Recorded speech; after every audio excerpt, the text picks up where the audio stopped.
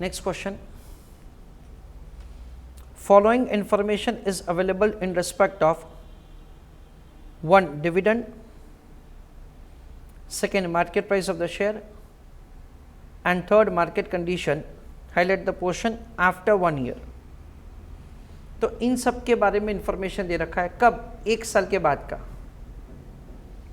Market का condition कैसा हो सकता है? It can be good, it can be normal. दोनों मार्केट कंडीशन का प्रोबेबिलिटी क्या है वो दे रखा है, 25% चांसेस, 75% चांसेस। दोनों सिचुएशन में प्राइस क्या होगा वो दे रखा है, और दोनों सिचुएशन में डिविडेंड क्या होगा वो हमको दे रखा है। The existing market price of an equity share is ₹106।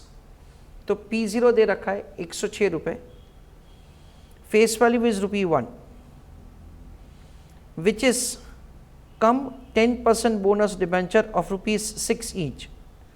तो ये जो 106 रुपये का प्राइस है ना, उसमें बोनस डिबेंचर इंक्लूडेड है, जिसका रेट ऑफ इंटरेस्ट है 10%। Mrs. X Finance Company had offered to buy back the debenture, highlight the portion at face value। यानी जितना फेस वैल्यू है ना उतना ही उसका प्राइस है। कितना? 6 रुपये।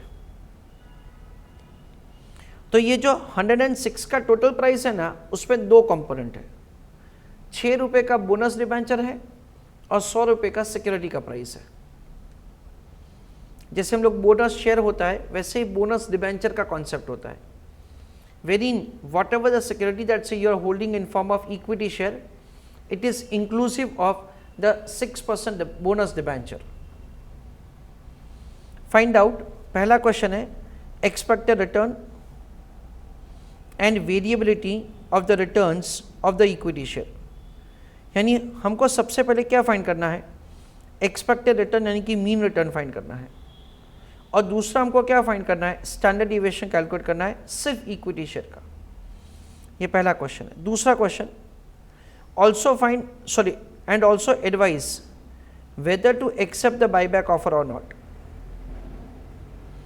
सो ओवर हियर जो फाइनेंस कंपनी ने हमको बोला है दैट से they are ready to purchase the debenture at face value, तो उनका ये जो ऑफर है वो हमको एक्सेप्ट करना चाहिए या नहीं करना चाहिए वो हमको बताना है। I request all of you to go through the question, please. Let us have understanding that's how to do answer. Friends, यहाँ पे हमको सिर्फ इक्विटी शेयर्स जो है ना उसका रिटर्न और उसका रिस्क फाइंड करना है। किसका? सिर्फ इक्विटी शेयर्स का। ये जो 106 रुपये का प्राइस है ना, उसमें ये 6 रुपये का मार्केट प्राइस इंक्लूडेड है, तो उसको निकाल देंगे तो इक्विटी शेयर का प्राइस क्या हो जाएगा? 100 रुपये। क्यों? क्योंकि ये जो प्राइस है ना इक्विटी शेयर का, इट इज कम, यानी it is inclusive of the debenture, that is the bonus debenture. उसके बाद तो आंसर बहुत ही आसान है। चलो, right down answer the question. Heading write down, calculation of return and risk for investment in equity share. उस पे लिखो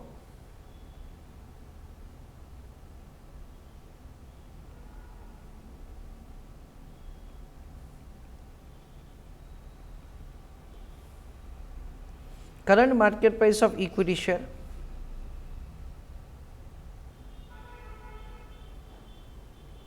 is inclusive of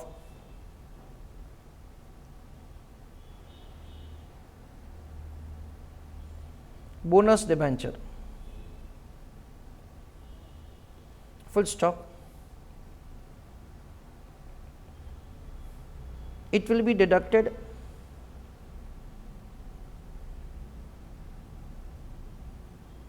from come price of equity share.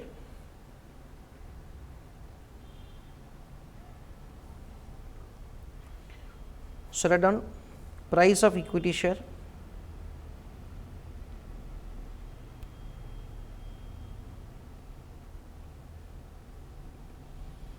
Is equal to current market price of share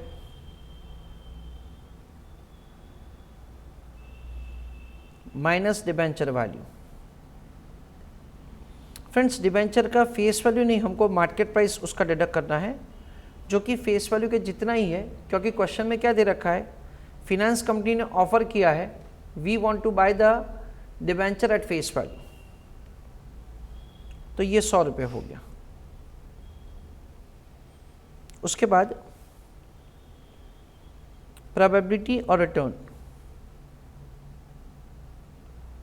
D1 plus P1 minus P0 divided by P0 into 100, इसको x variable assign किया जाएगा। Probability into x पर आ जाएगा, x minus x बार करेंगे, x minus x बार का square करेंगे, उसको probability के साथ मल्टीप्लाई करके उसका समेशन करेंगे, that is the variance. 25% chances, dividend कितना होगा 9 रुपये, प्राइस कितना हो जाएगा 115, करंट प्राइस कितना है 100, whole divided by 100 into 100 for getting answer in percentage term, that comes to 24%। उसके बाद क्या किया जाएगा, 25% into 24, that comes to 6। 75% chances, dividend कितना होगा 5, प्लस क्या करेंगे 107 minus 100, again divided by 100 into 100, so overall it comes to 12%।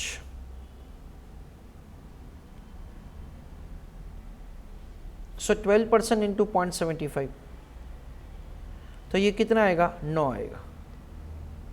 6 plus 9 that comes to 15,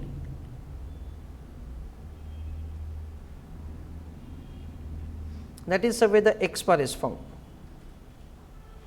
उसके बाद क्या करेगा, मीन्स क्या किया जाएगा, 24 minus 15 that is 9 positive,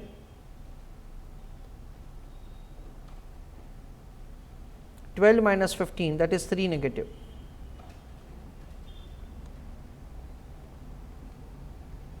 then it is x minus x bar square into 0.25।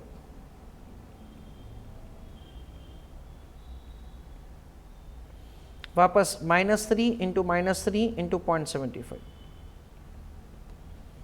that is the way we'll make the calculation of x minus x bar whole square into probability, उसका जो summation होगा that is the variance, उसका root करके standard deviation। so 9 into 9 that is 81 into 0.25, that comes to 20.25,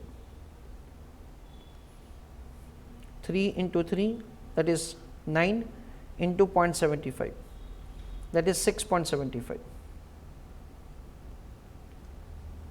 plus 20.25, that comes to 27। so 27 is variance और उसका root करके standard deviation। so standard deviation is equal to under root of variance, so it is under root of 27, so 27 का root करेंगे, that comes to 5.20, that is the way the standard deviation of the equity share is 5.20% is found। now second part of the question में ऐसा पूछा है कि ये buyback का offer हमें एक्सेप्ट करना चाहिए या नहीं करना चाहिए। तो देखो, वी अंडरस्टैंड दैट अगर हम लोग डिबेंचर को कंटिन्यू रखेंगे तो रिटर्न क्या मिलेगा 10 है ना, जो भी रेट ऑफ इंटरेस्ट है, एंड वी अंडरस्टैंड दैट से उस पर रिस्क क्या होता है, रिस्क ज़ीरो होता है। अगर ये बाईबैक का ऑफर एक्सेप्ट करेंगे तो हमारे पास पैसे आएंगे, और वो पैसे को हम लोग, और कुछ इन्फॉर्मेशन नहीं है तो क्या करेंगे, ये इक्विटी शेयर में इन्वेस्टमेंट करेंगे।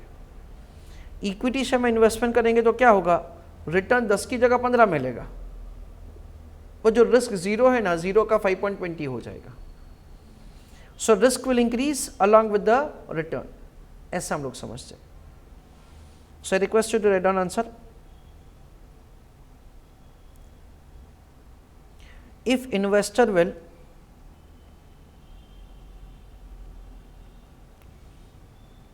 accept buyback offer, comma,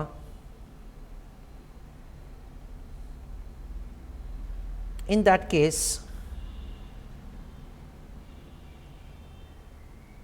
amount realized can be invested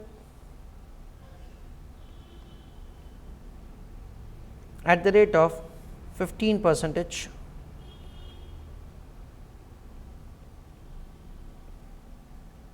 subject to standard deviation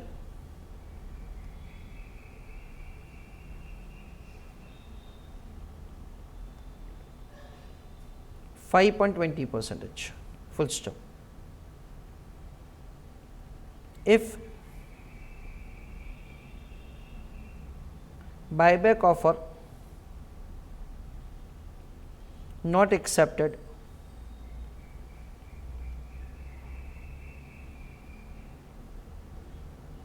return will be 10% with no risk, क्योंकि उसमें रिस्क तो होता नहीं है डिबेंचर में। यानी क्या होगा, बायबैक ऑफर एक्सेप्ट करने से रिस्क बढ़ेगा, रिटर्न भी बढ़ेगा। Depending upon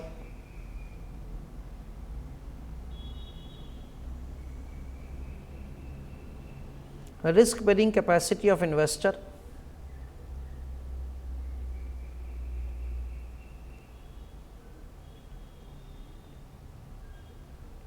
comma, investor should take decision। तो जैसे भी उनका रिस्क बेयरिंग कैपेसिटी है उसके हिसाब से उनको डिसाइड करना चाहिए whether to accept the buyback offer और नॉट।